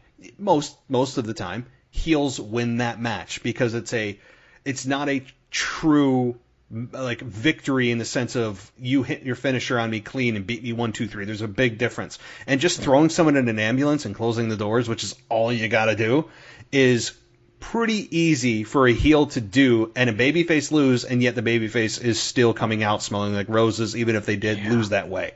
So, to me, Randy Orton does walk out the WWE champion. I think that fans are going to be angry, but that's the point. And he has been champion since April, which is 6 months now almost? So, wow, I can't believe it's been 6 months almost. Jeez. So, 6 months is in today's wrestling world is an eternity for anything. So that's considered in today's standards a long run as champion. So I'm of the belief Randy Orton as champion works better than Drew McIntyre, not by much at all. But it also sets up an Edge return for possibly Edge challenging Orton for the WWE Championship if they want to go that road. I mean, there's arguments against that certainly as well. But Randy Orton as champion, to me, makes a hell of a lot of sense. I was not a fan of Keith Lee beating him off the bat. That was Edge's victory to get, not Keith Lee's, who came out of nowhere. I could rant on that. I'm sure you heard me. I can't. I love Keith Lee, but that's not his victory. That is not his victory to get. So, to me, Orton walks out as champion. Doesn't feel good, but I think you're right. I don't like it. Yeah. It doesn't. It hurts because it's not like Seth Rollins as babyface champion. You're like, oh, this isn't working. This is weird. It doesn't feel right. No, man, Drew's really, really good, and I'm really, really worried about what they're gonna do with Drew after he's not the champion anymore. I am too. Oh God, I don't know. No? I don't know. That's true. I didn't think of that. Well, maybe Brock Lesnar shows his face. I keep predicting Brock, but I know he's a free agent. I predicted him to commit SummerSlam. When the whole you'll never see it coming, I thought that meant Brock. But I know. Yeah. All right. Yeah, so all right, we're going both with Orton. Yeah. Next one, Roman Reigns versus Jey Uso. I think we all know the outcome of this one, but it's more about the story, just as it is with Bayley and Nikki. You take it.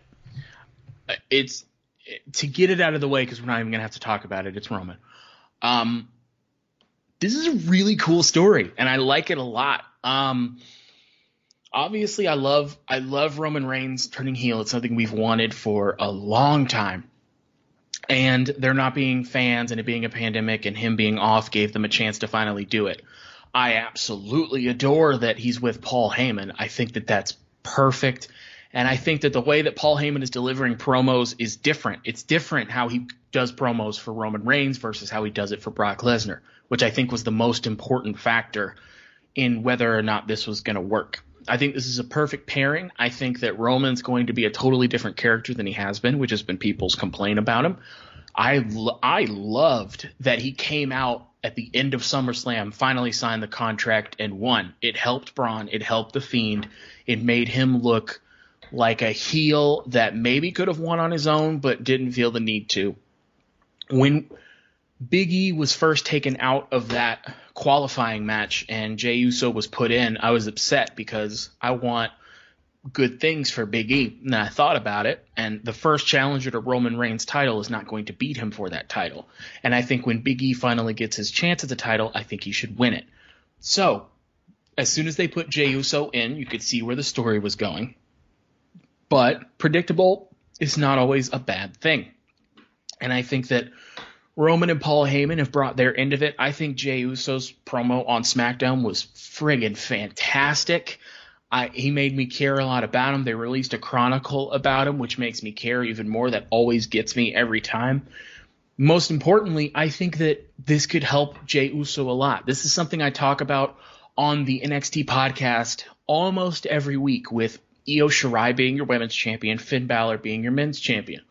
One of the most important things that you need from your champion is you need them to be good enough that they can go in there with anybody or almost anybody and put people over without losing. Io Shirai will wrestle somebody every week. She always wins, but there's always different points in the match where you think this person is definitely about to beat Io Shirai, and she makes you think the next time they go up against each other, this person she just beat has a chance.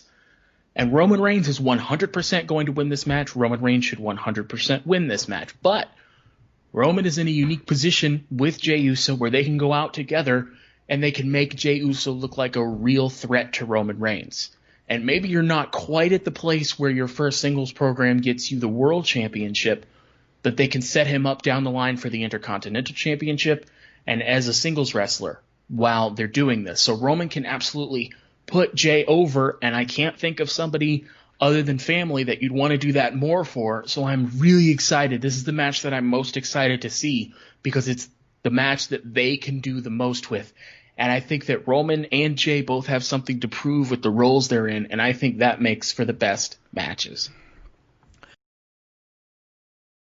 Todd Barrow just flat out loves music. Todd began his music career at an early age and has had his share of accomplishments since then. He's an incredible musician, songwriter, and producer who is comfortable with just about every genre of music. He's not a beginner by any means. Todd Barrow has played and worked closely with some big names in the music industry. Born and raised in Texas, enjoying the simple life. Performing is something that Todd Barrow enjoys doing, and making music with a purpose. Todd writes some of his own music, and he also performs the music of others, trying to get to the real heart and soul of song. He's a proud member of the Texas Music Office, BMI, and the Fort Worth Songwriters Association, a proud member of American Music Podcasting, and he recently performed at the John Schneider Studio at Bose Extravaganza. Check out Todd's latest music on his website, Todd Barrow Music. Make sure to click the store link, toddbarrowmusic.com. You can also find Todd Barrow on Facebook, Twitter, and Instagram. toddbarrowmusic.com. Well,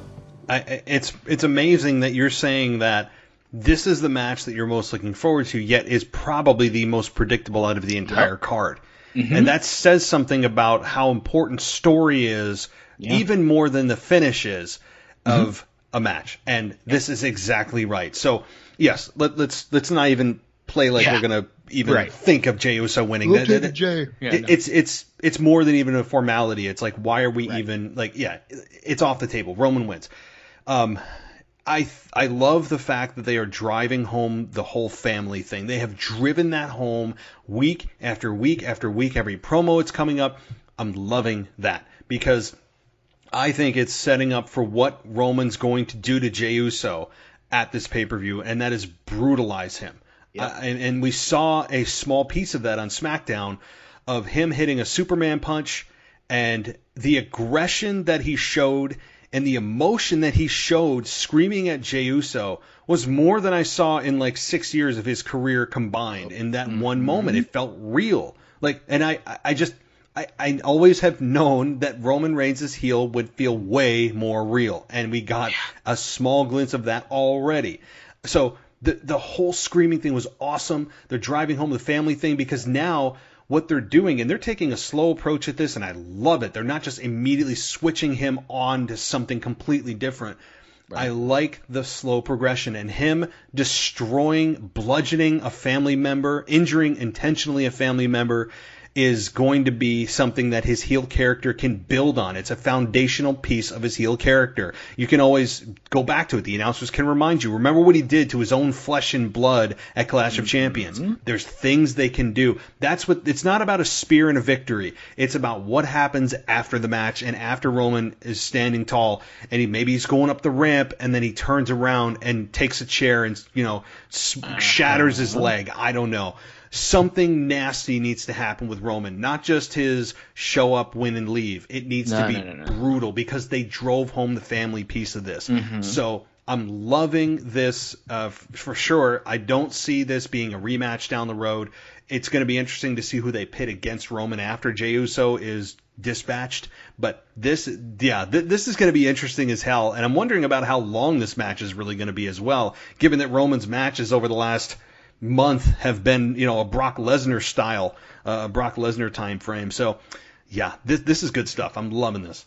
This is great stuff. To your point about the time, I feel like this is going to get a good amount of time. Number one, because I think that Roman is a guy that likes to have longer matches. I don't think Roman is the same kind of guy as Brock Lesnar, where I don't know him, but I don't think he would like short matches. And I don't think that's what he wants this character to be. I think it was just a great way to establish him as a heel, at SummerSlam, and then to have him basically do nothing in the tag match with Jey. But I think that this match is going to get a good amount of time, and I think that you're absolutely right. He does need to, after the match, brutalize Jey and do something really nasty to him. And I think that the catalyst for that, the reason that he attacked Jey this time, is because Jey is getting too close to the Universal title. He raised Roman's arm. He's been looking at the title more, and it drove Roman to a place where he finally let everything out. And I think that this is going to be a long match, and I think that Roman is going to put Jey over. He's going to make him look very good, and I think there's going to be a couple spots here where Jey has the upper hand, and I think that that's going to keep pissing Roman off, because he sees himself as the head of the table. He sees himself as the big brother here, or the big cousin. And to have that challenged, and to have Jey be somewhat effective against him, and to have the audacity to try and take my title and try and make me look foolish, and then after the match, after he's beaten Jey, he teaches him a further lesson, I think is the perfect story to go with. It establishes Roman as this badass who takes no prisoners and will stop at nothing if you get too close to him. It establishes Jey as somebody who was in the running and put up a great fight. So I think this is going to get a good amount of time, and I think you can do wonders with a match like this. True. Yeah, this isn't a Brock Lesnar special, probably. I mean, that was Brock Lesnar's MO, that he didn't want to be there. He just wanted to come in, do as little work as possible, and leave, which Roman has done. But again, if you're going to get guys over that are potential future main event stars, you don't want to just be doing this kind of squash, Kofi Kingston first edition of SmackDown on Fox type of finish. So Roman Reigns has a lot on the line here in terms of building his heel character, which is this piece here is the piece I've been looking for a long time from Roman, and I hope we get it at Clash of Champions. And the family thing is great. His promos have been feeling more like him. Definitely. I'm just really, really liking what they've done with Roman Reigns so far, and it looks like they have some kind of long-term plan. And I don't think this was ever meant to make Jey Uso feel like a true threat. I think whole thing was meant to just drive home the family piece of it, that Roman Reigns is the alpha male in his family, and that it's about respect. And I think that's what it's going to come down to when Roman ends up brutalizing Jey, and his reasoning of why is respect. You need to respect the alpha male. You need to respect the breadwinner in the family. It's going to come down to all respect, and I'm looking forward to the promo on Friday Night SmackDown next week. Yeah, I can't wait. This is absolutely a program that's meant to highlight Roman Reigns, and that's fine because I think Jay can catch some of that residual shine. I don't know if they're going to go anywhere with him after this, and I would say it's less likely than likely. But I think that this is absolutely to put forth Roman as this son of a you-know-what who will even, tear down his own family members just to keep this Universal Championship. I think that helps Jay. I think that helps Roman. Most importantly, I think that helps the Universal Championship. So I think that this is all good things, and I don't always need my matches to be a toss-up. Just tell me a good story, and I'm good. And I think this is going to be the best story that they tell on Sunday night. That's exact. I mean, yeah, I said it at the beginning, or just a couple minutes ago, that, like, look, so many fans out there complain, it's so predictable, Yeah. Why is predictability the number one factor in you deciding if a match is good or not? Because it shouldn't be. Story should always be better than the actual match itself. Yeah. And to me is always more important. I don't care if it's a, quote, 5-star match. If the story sucks, I don't think it's as important, because you guys had a great match. For what? What reason? What's the outcome? What's on the line? Right. So here's a few things we didn't discuss, and then we'll close things out here. We didn't discuss Retribution at all, and they're not on the card. And let me just ask this, and here's my thought. Again, I have lost my effing mind over the last week about how WWE signed them. We got no explanation, and I'm going to really try to hold myself back on that. I did it too, yep. But Retribution could be the reason Drew McIntyre loses his WWE Championship, because as he's about to slam the door and Randy Orton losing, Retribution could be the one to come in and screw the whole thing up for Drew McIntyre, and he loses his mind on Monday Night Raw. So maybe, as I'm talking, I was kind of thinking about it, why wouldn't Retribution make the biggest impact they can, costing Drew McIntyre? Drew McIntyre is the one that showed up and led the cavalry down the ramp there. It makes sense. So I think if Retribution's going to make their presence known, that's, I think, where they're going to make it. I will fast forward so fast until I don't see them anymore. If they show up on my team, Matt, I swear to you, I will fast forward faster than you have ever seen anybody do anything. Sure, I mean, I guess, big impact. Sure, like it's not going to make them not look stupid. It's not going to make this not stupid. So, I guess logically that would make the most sense. It's going to be a shame I'm going to miss the end of the match, though. But sure. It's it's bad when you're not even willing, as a wrestling fan that hosts a wrestling podcast, and not even want to watch the end of a match for how much you despise Retribution. If you made me watch this pay-per-view and that happened, Matt, this part of the show would just be, hey, Matt, sorry, didn't watch it. And that would be it. Oh, my God. Let me ask this. What is it now? There's so many different things with Retribution that are just don't make sense.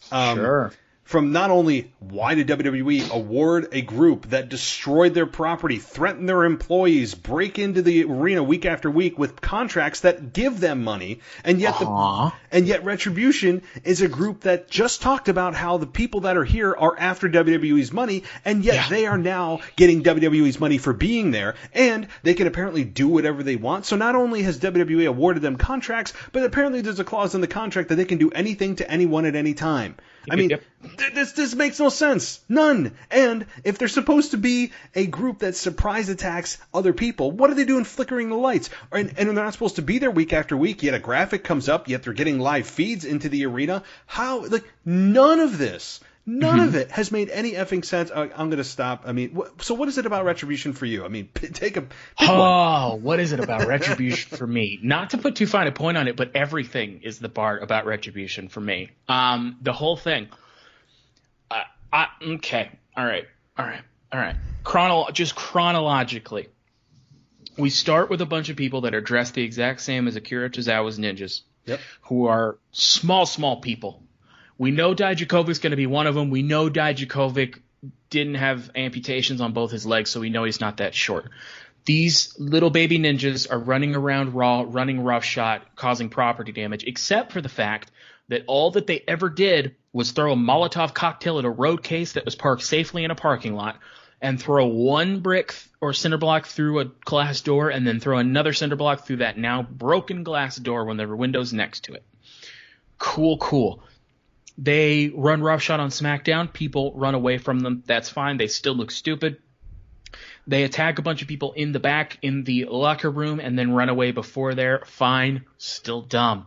They dim the lights. They interrupt promos. So it's basically DX when they reformed, messing with Vince McMahon as he's trying to do a long promo. Oh, God, I remember that. Yeah. Yeah, it's not a good memory, but it's there. No, it's bad. It's a bad memory. Yeah, it felt Drawing like sandpaper. chickens on the... Oh, yep. Yeah, sandpaper on your insides, man. Enjoy it. You did this to both of us. They cut into the live feed and cut a promo where they have voice changing effects, and they're still shrouded in darkness. And then voila, they make the grand appearance. I'm not even going to touch the fact that WWE signed them. I talked about it on the NXT podcast. You articulated it pretty well for me right before this. My problem is a few things. My problem is that they're mad at WWE for something. I'm not quite sure what. The only way that this would have made sense is if Retribution were a bunch of wrestlers that were released by the company. That's the only way that this would have made any sense whatsoever. And even then, you wouldn't sign them back. These are people that are already signed to WWE. Dijakovic was just on NXT. He was supposed to come to Raw. Mia Yim has been an active participant on NXT. Dio Madden was just on Raw Underground. Shane Thorne, Mercedes Martinez was in a cage match last week in the main event of NXT. So I don't understand what any of you, maybe save Shane Thorne, are mad about. You haven't been overlooked. You haven't been passed by. Anything of that nature. T-Bar and Mace and Slapjack. And I do my best here to kind of liven things up and throw in jokes, because wrestling isn't necessarily funny. But T-Bar, Mace, and Slapjack are three jokes that I don't need to add anything to. So, to condense my point to you, Matt, the problem with Retribution is everything about Retribution. Well, I'm glad you've narrowed it down. And when I heard the names of T-Bar Mason and Slapjack, I almost said Flapjack. No. It sounds... Doesn't matter. No, it doesn't. And this is the only way that I can describe it. When I hear those names, I'm thinking like they're the villains in a Teenage Mutant Ninja Turtles movie. Like it's a very 80s villain name. I mean, in a bad 80s movie. That's what these guys sound like. I mean, it's like... And I've been advocating for a long time, even when they were doing all the silliness when they weren't signed, like, hey, can we just stop pretending they're not supposed to be here? Because Adam Pearce has the worst security team of all time, of just never being able to somehow contain them. And then they're flickering the lights, so apparently they constantly have a finger on the switch to the light in the arena somehow. And they have also production truck ability to slap their logo onto the boards. Also correct. No security comes out to stop them. Never, ever, even when they're in the middle of the ring. There's also an indiscriminate number of these people where they've signed apparently 5. I mean, apparently 5 of them. And yet... Just the best 5. 16 more come out in the middle of the match to help them. I mean, so are they also signed? Like, and what were the terms of this condition? Who signed these people? Does WWE's legal team exist where the liability, if you were going to truly sign a group like this, of destruction, of threatening and attacking fans, attacking the production crew, attacking announcers, does WWE even think about these kinds of things and just go, it's wrestling. This is a cool new group.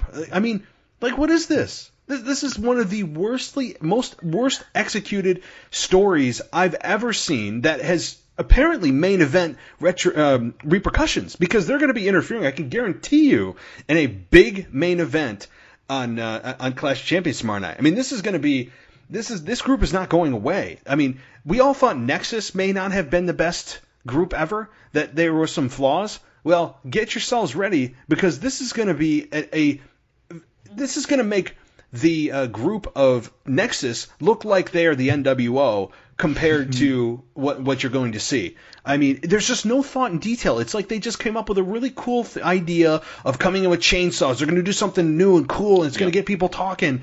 And then for 8 weeks, they're like, what do we do? Well, I don't know. Just sign them. Like, how did that happen? Are you rewarding people? There's a seed of a cool idea here. There's a seed of a cool idea in Retribution. I think that's why it's so annoying, is that there is a good initial idea here of having just a militant group who's just doing things with precision and actually causing damage, so on and so forth. Not the NWO, but a little bit like the NWO. And a little bit like the Nexus. I followed Dominik Dijakovic on Twitter, and he did the super edgy, cool thing of deleting all his tweets and changing his name to T-Bar. His name is just T-Bar now. And that's correct, Matt. It's just T-Bar. And the only tweets that he's tweeted has been about stupid Retribution stuff. And my favorite part is that, I don't know if it's the same for Mason Slapjack, but on all of T-Bar's tweets thus far, he's done that thing you can do on Twitter. Matt wouldn't know. He's not allowed on Twitter. But he does that thing that you could do on Twitter where only certain people can reply to your tweets. Matt, I will give you one guess as to who the people are that are allowed to answer T-Bar's tweets. Go. God. That's correct, Matt. It's Mason Slapjack, Mason Matt. Yeah, no. That's correct, Matt. Those are the only two that can answer. I was actually going to. No, I didn't want to believe it. And by the way, I'm actually on Twitter as kind of an alias. I kind of snuck in. So anybody gives me up, I swear there's going to be a bounty on your head. But if you guys want to follow me, I went from like 45,000 followers back down to 0. But I actually have a username. It's wrestling_audio. So those out there, hey, yeah. Follow me on Twitter because I do exist and I'll be kind of incognito. I'm like in a Retribution attire in a digital world. I'm kind of hiding my own identity. So wrestling_audio. So guys, follow me. But this is just an absurd story. And you're right. That's what I think the worst part of this is there is something there that they could do really awesome. Like there is something here that you're like, oh, this could be so much better. Mm-hmm. But they don't pay attention to detail ever. And they insult your intelligence as a fan because you're sitting there thinking like, okay, I know this is wrestling, but come on. I mean, when I am like consciously trying to just ignore massive holes in a story, I'm not watching what I should be watching. Like, I should not have to try this hard. It's like dating somebody. You either like them or you don't. You shouldn't have to convince yourself that you do. So it's the same way here, and it really is just you're right. It's a seed of something, and they planted something, and they got like weeds. Like this is not. But all right. So a couple more things. Alexa Bliss, she has slowly descended into madness with The Fiend, and we saw this past week. She's got the dreadlocks in her hair, like her hair's getting more wacky. I love the look. The whole Fiend interaction, what happened with her a month or two ago with The Fiend, that never got explained, and yet she is snapping on people when The Fiend is mentioned, or his music obviously comes out this past week. His face showed up. Personally, I'm loving this. I think it's breathing new life into Alexa Bliss's character, who was kind of faltering and just kind of sailing out there in the sea of her talk show and doing these cute little things with Nikki. I really think this is really good stuff. I don't know what the payoff is, but what do you think about Alexa Bliss and her kind of like out of mind and just lost at times character that she's presenting? So, as we all know, I irrationally like The Fiend and just about everything he does. Matt and I have gotten into it before. Matt's still a little bit. Hey, Matt, cover your ears. Yep. Matt's a little bit salty that I just made him look completely foolish on his own wrestling network platform. I have genuinely loved just about everything that has had to do with The Fiend. I can understand how some of it comes across kind of like stoner. This would be really cool. What I don't know that I have shared is that Alexa Bliss is probably my favorite women's wrestler. I think that she's far and away the best on the mic, especially in early days. I think that she's been the most consistent on the mic, especially when she's been a heel. And people give her a lot of crap for not taking like big bumps in the ring. Frankly, if I were a wrestler, I wouldn't take big bumps either. I'm trying to have a long career, not a short Jeff Hardy car crash kind of career. So you put two of my favorite things together, and I'm going to like it a lot. I like that Alexa was like completely normal Alexa, had her interactions with The Fiend. She played into the story with Braun Strowman, not directly under The Fiend's power, but as a friend of Braun's, but still got involved in it, which was interesting. I liked that her hair is starting to change little by little, and I like that anytime The Fiend is mentioned, she goes, if she's in the back, she basically goes catatonic. And if she's in a match and his music plays or anything like that, she goes ballistic. She does the Sister Abigail, and she actually does it really well. And I loved that when she was, I believe, leaving the ring and Roman was coming out with Paul Heyman and Roman lifted the Universal title, Alexa Bliss stopped, turned around, and stared daggers into Roman Reigns because Roman took that Universal title from The Fiend. So you're playing into all of these things, and that's a subtle thing. They didn't focus just on Alexa. She was just in the shot because she stopped. I'm like you. I don't know what the end game is for this. I don't know if this is she's a Sister Abigail situation. I think that would be cool. But whatever it is, I really like the story that they're telling. And you're right. It breathes new life into Alexa Bliss and gives her something else to do that's not just hanging out with Nikki Cross and unsuccessfully trying to get those women's tag team titles. So I think that having somebody be Sister Abigail is something that I thought would have been cool when he was the cult leader. Obviously, it wouldn't have worked as well. But I think it's really cool now. Ever since I saw Alexa first show up in the swamp fight, I was hopeful that this is what we were doing. This is what we're doing. I'm really excited. And frankly, I trust Bray Wyatt and Alexa Bliss as performers enough to get us to a satisfying story and a satisfying conclusion to it. And what's really cool is you don't see almost ever in today's WWE ever really see crossover with the men and women's storylines. You almost never, ever see it. And you're seeing it in Retribution, which is actually one of the small lights of that entire storyline. Is like they're at least how many times have you seen a men and women group? I mean, it's very rare. Sure. So there's that. But the same thing here with The Fiend and Alexa Bliss. You almost never see the men and women interact. They just are invisible to one another, and they're in their own worlds. And this is something that is really intriguing. Alexa Bliss is, and I thought for however many months she was doing that stuff with Nikki Cross was, I don't want to say she's being wasted, but you're like, I know there's way more here. Like, can we get absolutely. Alexa Bliss in a story that is actually relevant and not the women's tag team division, and she's just acting silly like little high school girls with Nikki. I mean, can we do something else? And she finally seems to be broken away from that, and her look is awesome. Alexa Bliss is one of the better women on the mic. I love her in-ring work. If people are complaining that they're not sacrificing their bodies enough, they clearly have never been in the ring to understand what it means. And I mean, this is the other thing that kind of ties in with my whole big issue with today's wrestling, the typical wrestling fan, whatever that means, of what great wrestling is. And people look at today's wrestling as, if it's only great if it's a 5-star match. They really only look at the athleticism. They look at the reversals. They look at just the moves. That's so superficial.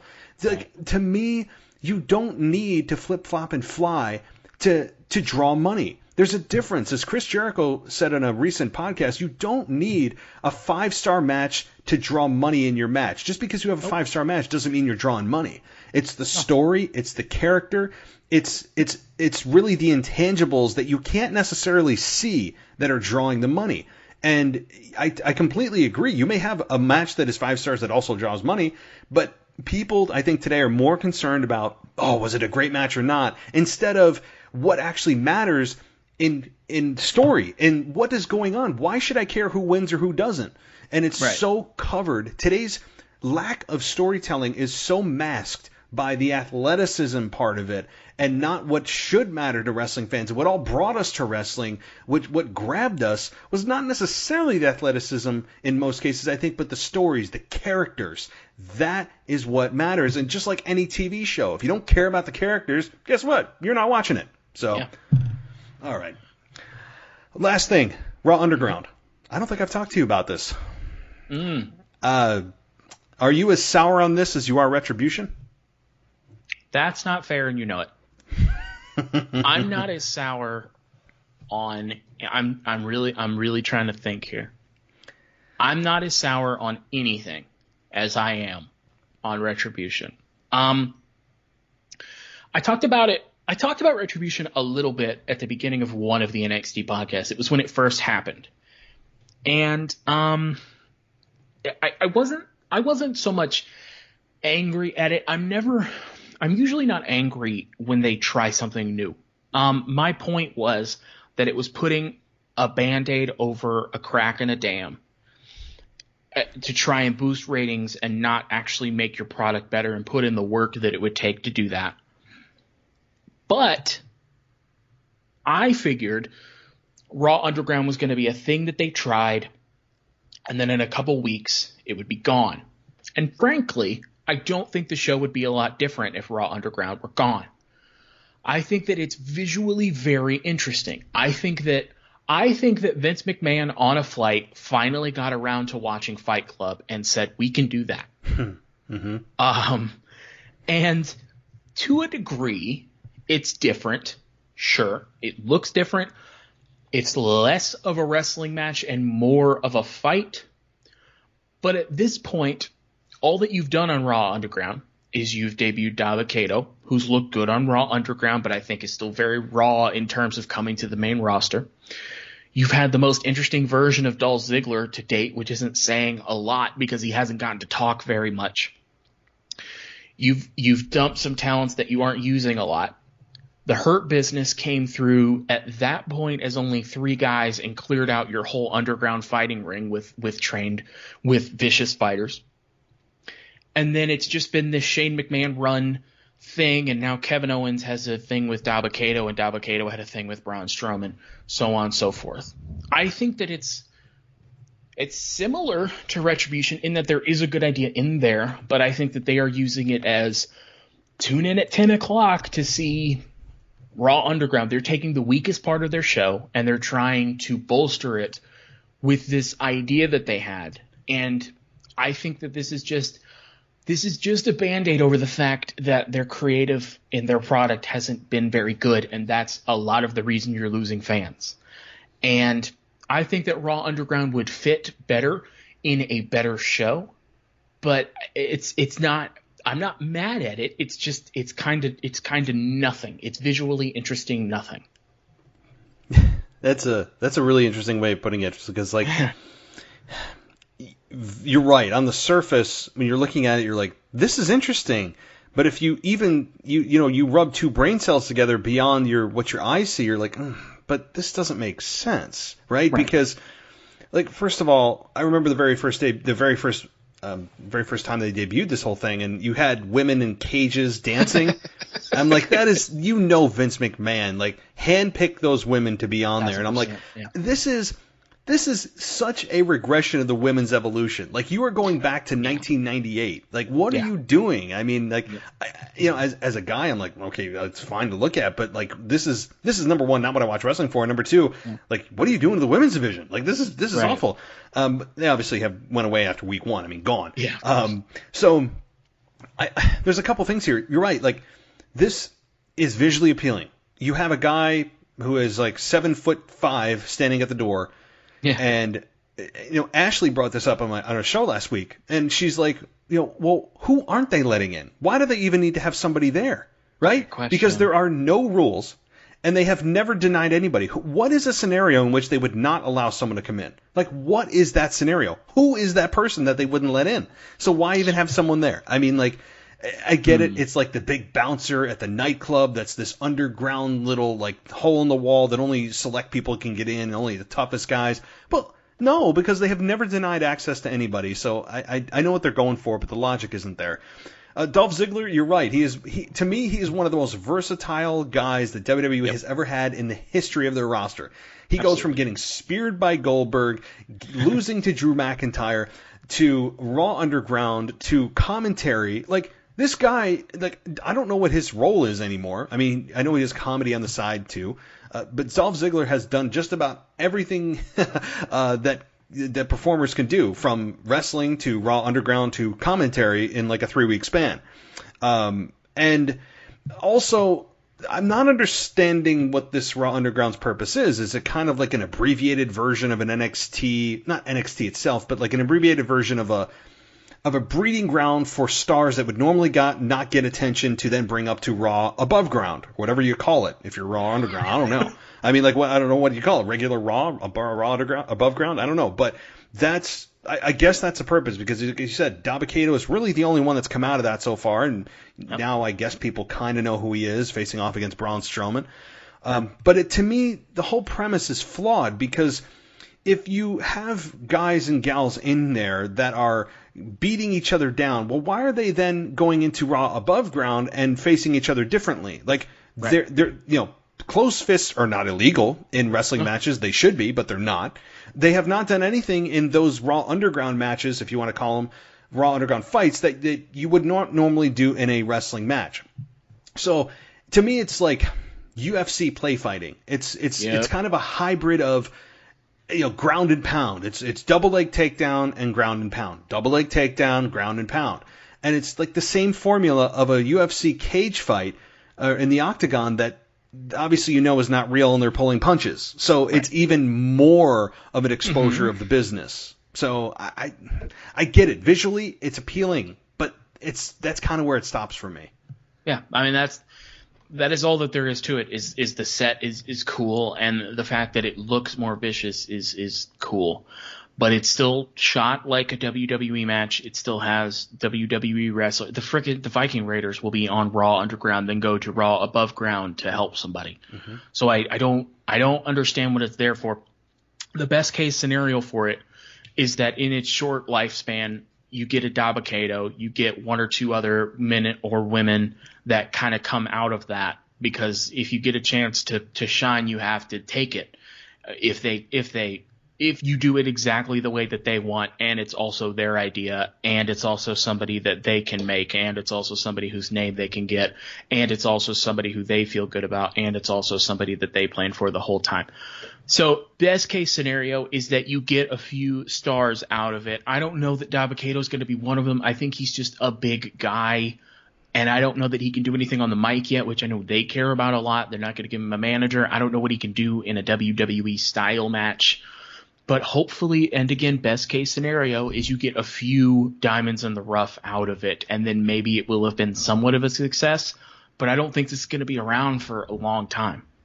No, and I don't think, especially if you're in front of a live audience, the fans aren't going to sit there and boo the hell out of this if they have to sit and watch this at 10 o'clock. I mean, they're there to see wrestlers in front of them. So I think this is a very temporary thing to whenever the hell we all get back to a real in-person, presentation. And I know that the contract with Amway, with the whole Thunderdome, runs out at the end of October. So who knows beyond that? I mean, I've heard rumors of an outdoor arena, of limited fans in attendance, but I just really, really hope it's not back to the Performance Center, of which I have. I am beyond burned out of seeing the Performance Center. I think I've seen every inch of that place on TV, and seems like it. Yeah, no, I'm over the Performance Center. So hopefully they either extend the Amway Center agreement, or they do find another way to, maybe an outdoor arena. I don't know. But anything else, Zach, that you want to touch? I know there's some other things, but I'll toss it to you if there's anything. No, I think we hit the big ones. The Retribution thing is the one that I was going to dump in your lap if you hadn't brought it up. But I think that overall for this pay-per-view, I think that it's going to be fun to just watch a pay-per-view where you are pretty much sure that you know what's going to happen, but they have a few good stories. And I'm really interested to see both title matches, which I feel like doesn't often happen on a pay-per-view. One's usually a lot more interesting than the other. One of those title matches is a coin flip. One of those matches is a certainty, and I'm equally as interested and maybe more interested in the one that is a sure thing. So I'm excited to watch this pay-per-view, and I think that doesn't always happen for these B shows, but I'm definitely going to be watching it. Yeah, no question about it. And I know that the second I see Retribution, I know that I will be. You'll be tuning out while I'm That's having. correct. Yeah. So I'll be envisioning you just flipping to. I don't know, whatever the football game is on at the 8:05 game. Yeah. So, but no, that this is going to be a pay-per-view. I think that people are going to remember for the Roman Reigns beatdown. I think they're going to remember for Orton capturing the WWE Championship via Retribution. I think those are going to be the two big things that come out of this. Yeah, I think so. And so. All right, well, Zach, I mean, I'm glad to have you back on. We can now do war via Twitter. If someone doesn't call me out and be like, it's really the WWE podcast on there, ban him. Oh, no, I already added you so that I can talk crap during the paper. Oh, no, yes, I did see that. So, no, this has been great. And guys, by the way, if you haven't subscribed yet, go ahead and subscribe because Zach hosts our NXT review show every single Thursday, so you can hear him solo every Thursday. And always get great feedback, and it's a pleasure. I mean, it's fun to have a co-host on that does their own show, then you bring them back and interact. So before you go, Zach, I know you have Twitter. You can share that and anything else. Yes, sir. As he said, you can catch me every Thursday doing the NXT podcast. I get to talk about wrestling for about an hour without this Matt guy dragging me down all the time. That's always a lot of fun. So check it out on the same feed that you're going to be hearing this podcast on. Also, as he said, you can find me on Twitter. I'm at ZachNXT. That's at ZACHNXT because I know how to brand myself. You can check me out over there. We're always talking about wrestling, talking crap to Matt. We're talking about life. A lot of the intro stuff you hear in the show comes directly from Twitter. So let me know over there. But, Matt, as you said, it has been a lot of fun. Let's do this again before another 2 months, though. Yeah, definitely. I mean, I have to drag you down at least once a month. I mean, that is. I think that's the good. That's a good habit or a good trait to have as a creator of a podcast, to drag your co-hosts down to your level. Sounds perfect. And berate them. So that's good stuff. To be fair, the WrestleMania beatdown was a handicap match, so there is that. I didn't need Mary. Don't do that. All right. Well, maybe we'll have to get Adam Pearce. He can make it a one-on-one. All right, Zach, thanks so much for coming on. Interesting outcome. Certainly going to be watching at Clash of Champions to see who's right and who's wrong on the two matches that we disagree. But I'll be watching you on Twitter. That's for sure.